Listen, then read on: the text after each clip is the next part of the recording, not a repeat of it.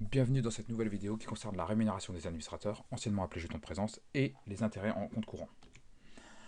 Alors, depuis 2019, la loi Pacte a supprimé l'expression jeton de présence du Code de commerce. On parle maintenant de rémunération des administrateurs, qui vise à récompenser l'assiduité des membres du CA de l'entreprise. Fiscalement, cette rémunération est déductible jusqu'à un certain montant, qui dépend de la taille de l'entreprise.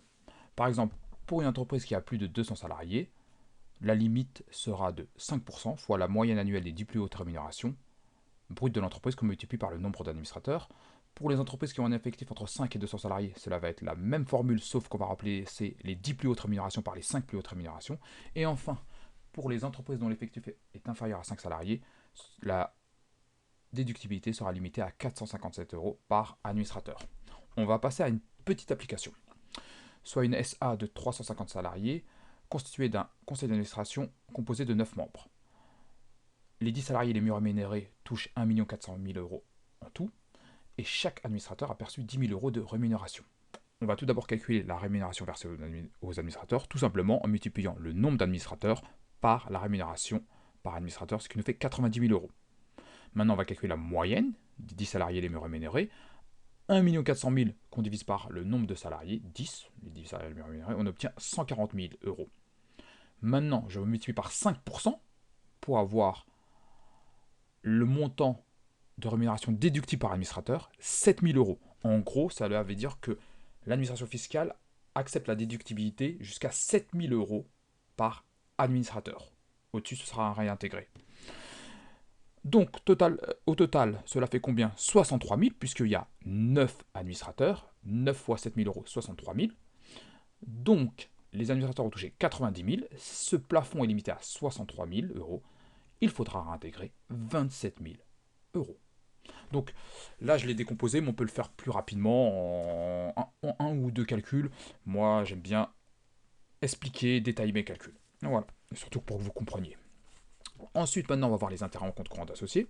Alors, lorsqu'une entreprise a des difficultés de trésorerie, ses associés, actionnaires ou dirigeants peuvent lui consentir des avances en compte courant. Ces avances sont assimilées à des prêts donnant lieu à rémunération sous forme d'intérêt. Donc, un associé, par exemple, va mettre de l'argent sur un compte courant, c'est comme si il prêtait de l'argent à une entreprise, et donc il va recevoir des intérêts en contrepartie. Et afin de limiter les abus, la déductibilité est fiscalement limitée.